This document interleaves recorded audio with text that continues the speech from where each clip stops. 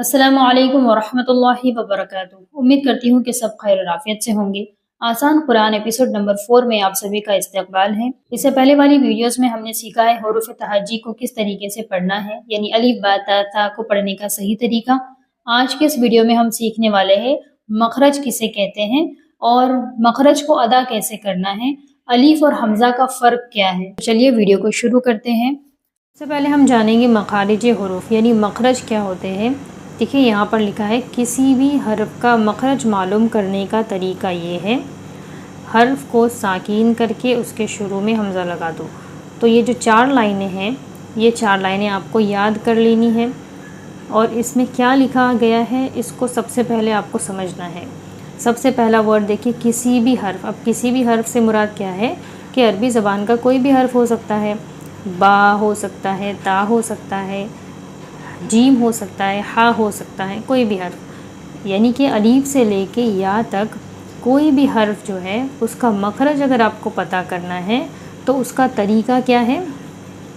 देखिए उसकी आगे वाली लाइन में कहा गया है हर्फ को साकीन करके। हर्फ को साकीन करने का मतलब क्या है कि ये जो हर्फ के ऊपर छोटा सा गोल आपको दिख रहा है, ये आधा गोल जो बना हुआ है इसे कहते हैं साकीन। सुकून, जज़म भी इसे कहते हैं। तो हर्फ को साकीन कर दो, जैसे मैंने यहाँ पर कर दिया है।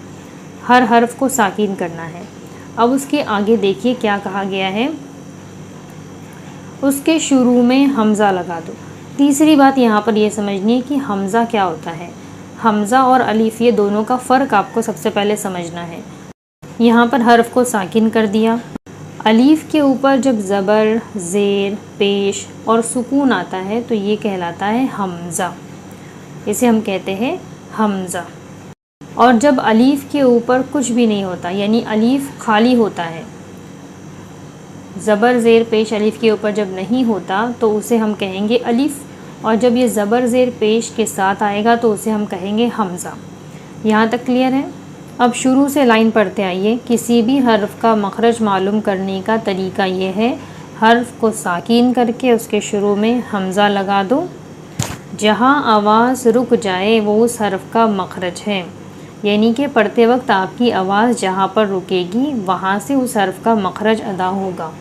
जैसे देखिए अब यहाँ पर हम सब हर्फ को हमज़ा लगा कर पढ़ेंगे। हमज़ा लगा दो, जैसे हमने यहाँ पर हमज़ा लगा दिया। हर्फ को साकिन करके उसके शुरू में हमज़ा लगा दो, जैसे हमने यहाँ पर कर दिया। अब जब इसको हम पढ़ेंगे हमज़ा बा ज़बर अब, एक बात आपको याद रखनी है कि अलीफ़ को अब आपको अलीफ़ ज़बर अ नहीं पढ़ना है, अब इसे पढ़ना है आपको हमज़ा, क्योंकि ये हमज़ा कहलाता है, अलीफ़ नहीं कहलाएगा। तो पढ़िए इसको, हमज़ा बा ज़बर अब,